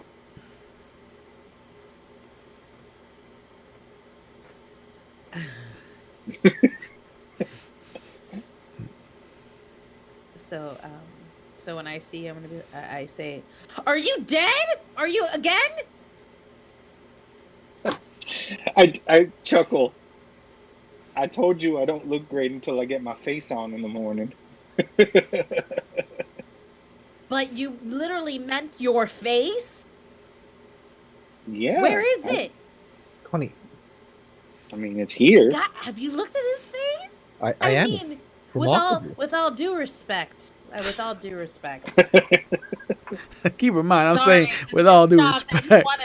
I just want to make sure that like a werewolf didn't come in here while I was sleeping in the other room. Connie, werewolves aren't real. Oh, are they not? Are vampires? What about? Yeah. Connie's actually dealt with lupines. Oh yeah? Yeah. You Josh, never mentioned that. Have. Let's give a mention to that. Joshua and her have dealt with lupines. I didn't feel like I had to. I've only Whatever. opened The it point is- completely to you. The point is, I'm sorry. You did warn us, and I was shocked. But It happens. you. Where's Betty? Betty. But he comes out from beneath the sofa, dragging the pen that she had before. So and I start putting on the bandages. Yep. Like again. Do you And I need go to any the- assistance? No, I'll just go in the bathroom. Thank you. All right. Because I can see my reflection, right, Will? Yes, you can. Some So of us I'll can. go. Yeah, I'll go in there and I'll just start doing it. I'll go. So I got some news, folks. What's up? That explosion wasn't the hospital. Oh, that's good at least. Nah, I kind of wish it was the hospital. It was the florist shop. The Didn't florist. you Yeah. Didn't you mention to me that was one of the things that was on the board? Yes. Yes. Well, The florist shop. it's gone now. Do you want to swing by?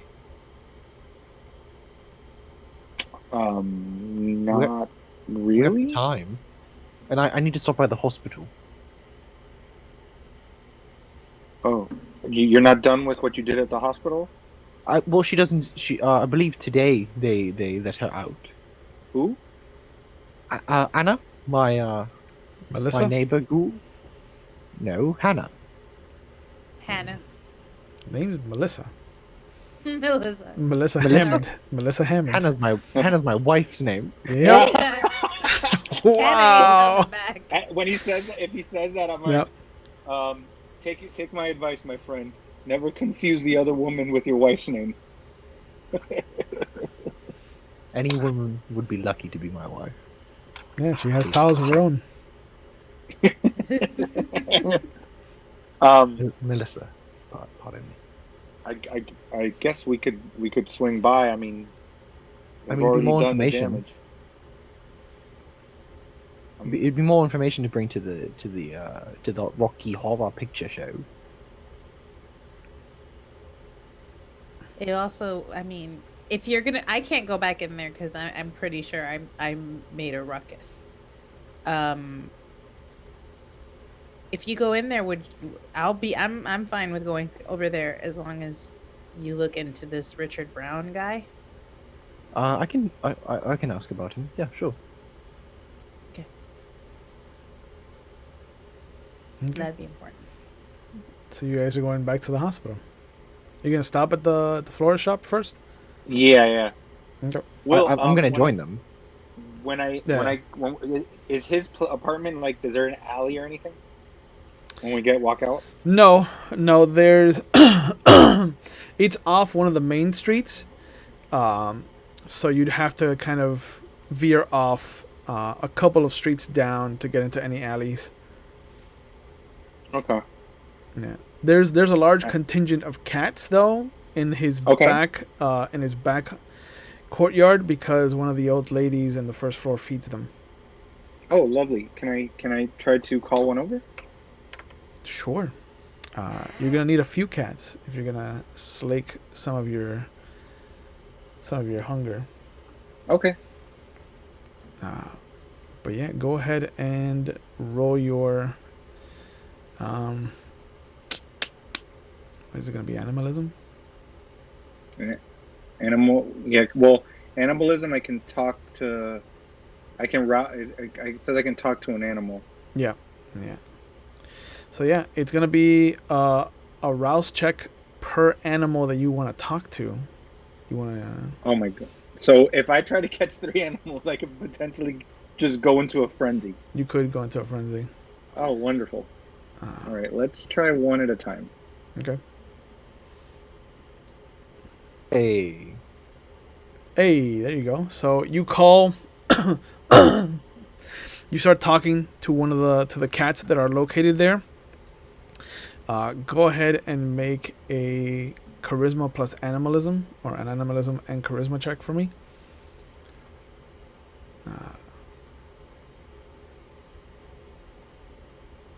Sure enough, 110.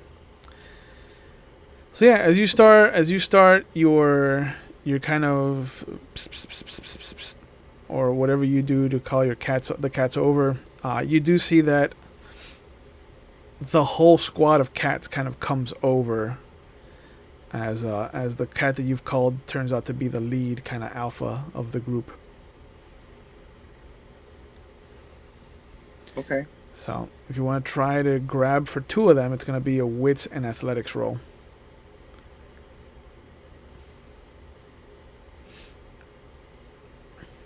All right. Or athletics and wits, since you have to go to the skill first. Yeah, that's enough. The alpha kind of sees you suddenly rear up like you're about to grab at them, and it books, and a couple of them book, but 2 of them are just not fast enough, and you scoop them up, and they're meowing at you. You just look at them. I'm like, this is. And I look back at you guys. I'm like, I don't know if you want to watch this, but and turn around.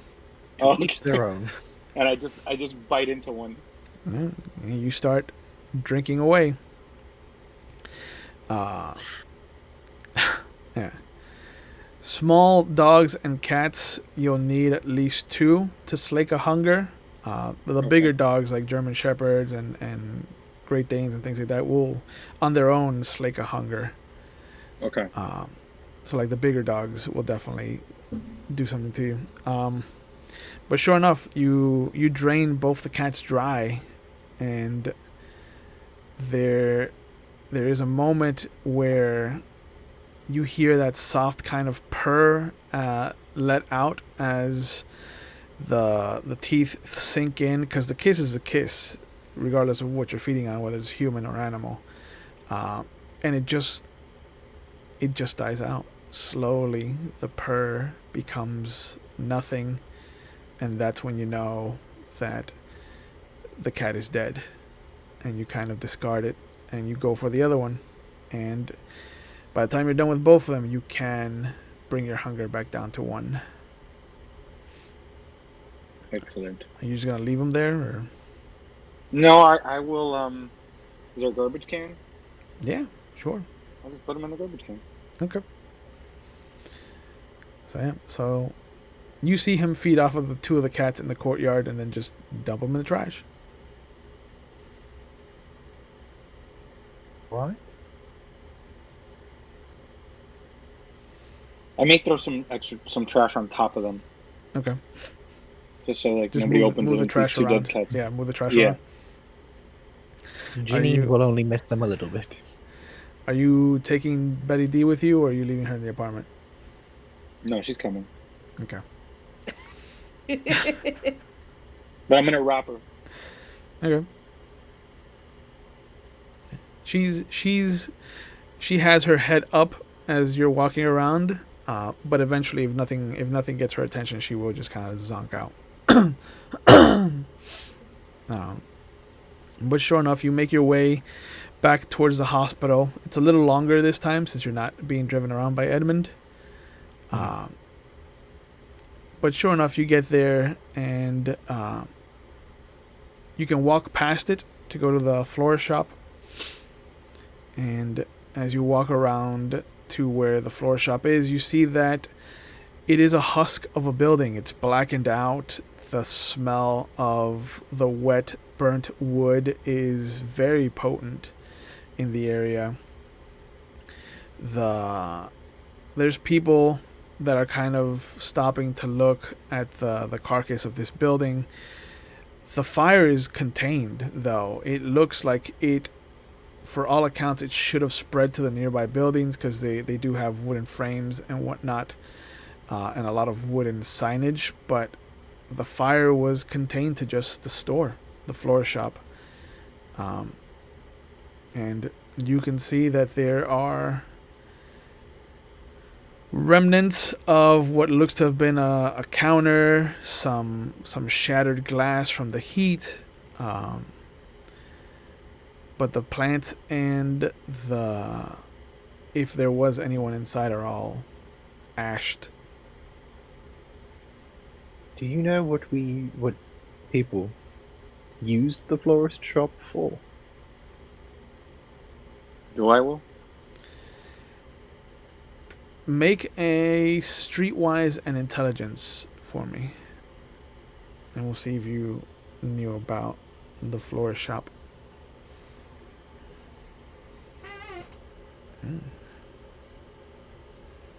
Wait, did it come out? Because it's not showing on my. It did not come out. Okay, let me do it again. It might be wonky, so we might get 2 in a row. I'll take the first one that pops up, though. Oh, I'll take the second one. The second one is better. Has something popped up for you? Because it hasn't popped up for me. Yeah, It's I still got the first one. it's still the in first, athletics. It says, Oh, there we go. yeah, I got a 1 success. I see it. You could take a superficial point of willpower damage to reroll up to 3 of your dice, your regular dice, if you'd like. Since you actually got a new day in you, I'll say that Albert gets 1 of his willpower points back. Yay! Connie You also just gets, do it for me? Yeah. Thanks. And Connie will also get another willpower point back. Oh, speaking of, before we do anything else, Jeff, are you rerolling? I'm assuming you're telling me to reroll because it's important information. I mean, I'm just telling you, you So- have the option. It is a superficial point of damage to willpower, so you'll get it back the next day. How do I? So what? It would be the non-API willpower reroll. Yeah, the WP reroll button. Uh-huh. You hit that, and then it'll ask you how many dice you want to reroll. You're allowed to reroll up to 3 non-hunger dice. Okay. There you go. So 2 plus 1 is 3 total, which is just what you needed. Okay. The florist shop was owned by a ghoul of one of the city Ventru.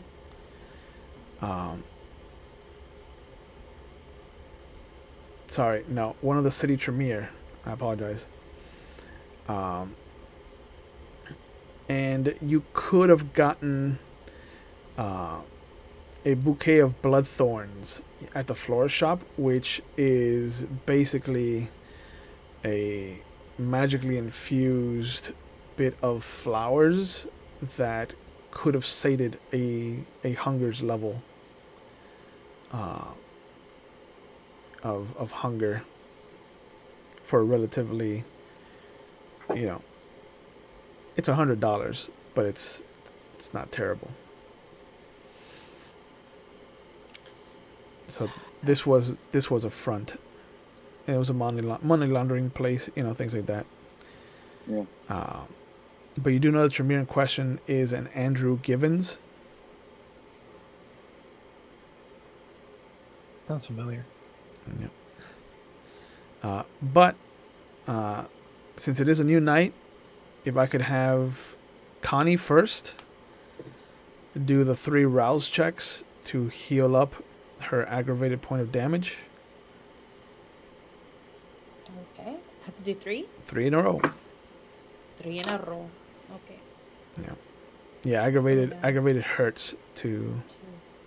2. Okay, so 1 hunger.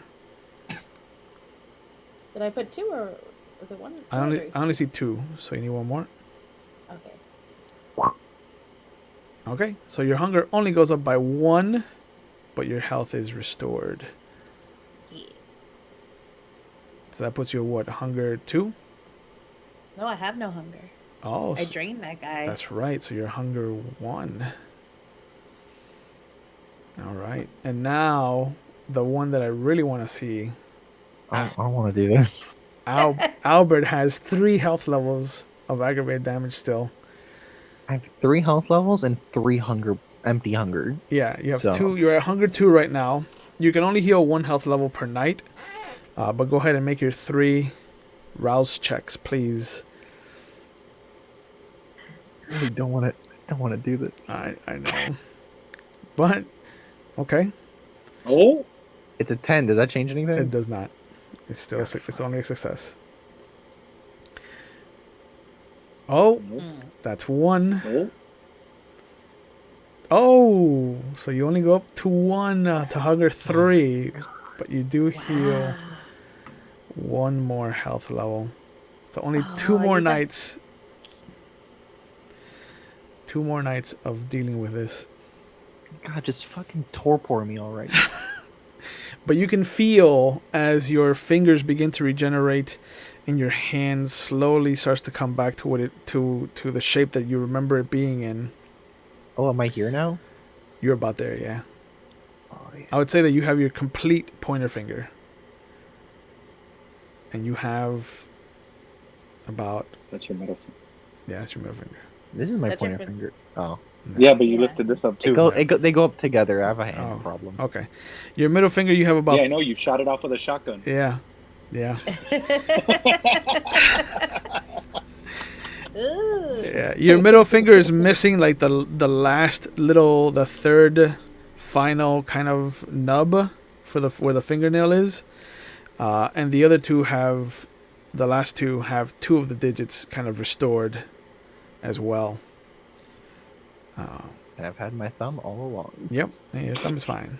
Hey, okay. But that What a hunger is nipping at your stomach, and that voice that you have managed not to keep silent is just sitting there in the back of your mind, just tickling your eardrums and just like, yeah, it's that time. Well, yeah, it is that time. If I get 1 more hunger point, I'm gonna start bleeding out of my eyes again. It is that time. You just eat cats. I can't consent. They can't consent. I mean, if they're asleep, it's consent. Oh my god. Ooh. Cats. Ooh. Cats, animals that are Horrible. asleep. That's such a horrible rule.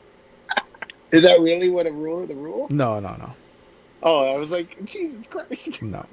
Jesus. If they're sleeping, it's fine.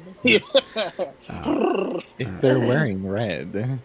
Oh God. Oh god, Yeah. that felt bad to say out Yeah, loud. yeah, way to go. yeah. Way to go. Glad no one's watching this. Like that you're important about. So, uh, the three of you are awake now standing in front of the husk of what was a florist shop that catered to not just the kind mortals, but also to the kindred that make the city their home. The hospital awaits you, unless you want to do something else here.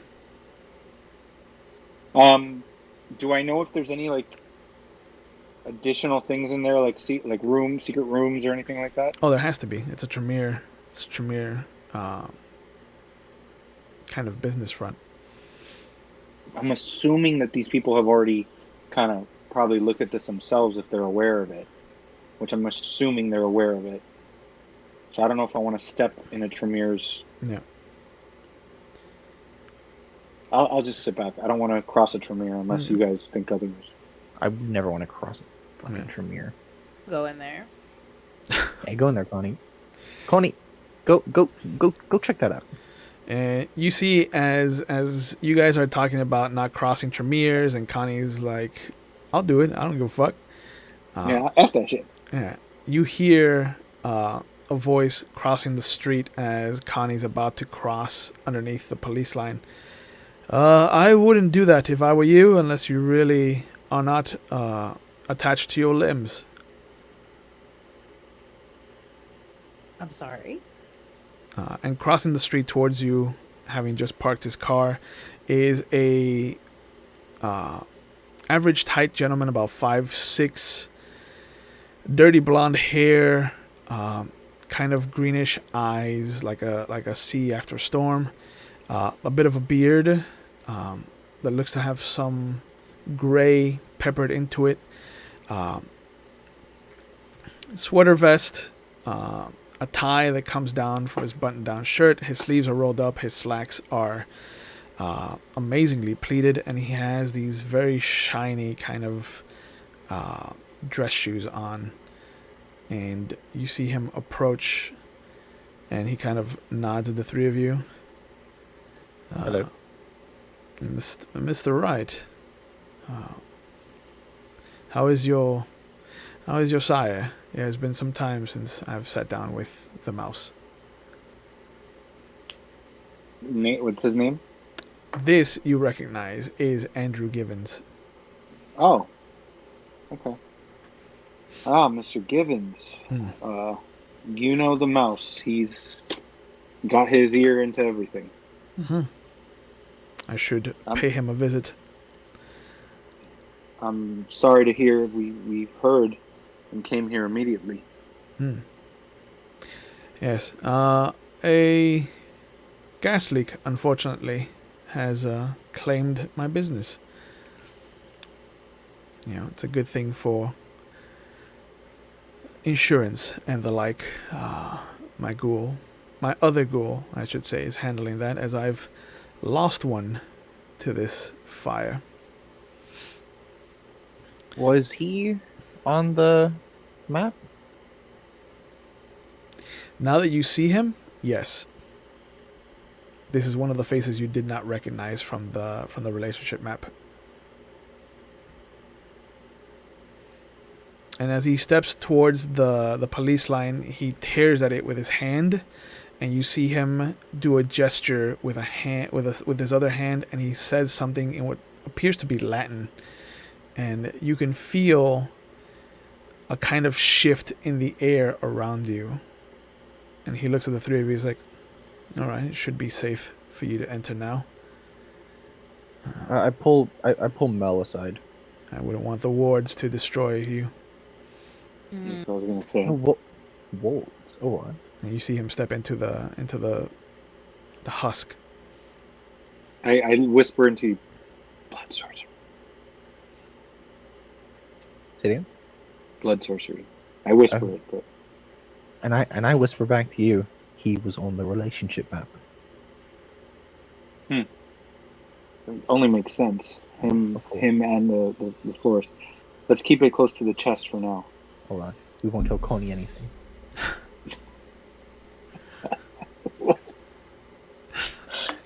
Secrets are the death of us. Yeah. Some say they'll end us. But you see, as you two hang back to discuss your notes, and Connie and Mr. Givens enter the husk of this building, you see him kind of just sifting about.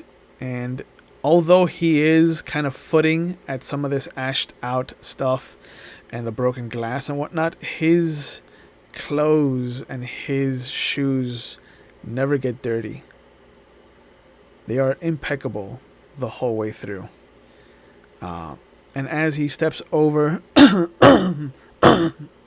excuse me, steps over behind the counter, he taps his foot a couple of times, and after a moment, he holds out his hands and performs another round of gestures in muttering another Latin verse or incantation. And as Connie looks over, she sees suddenly the very clear outline of this box shape become apparent.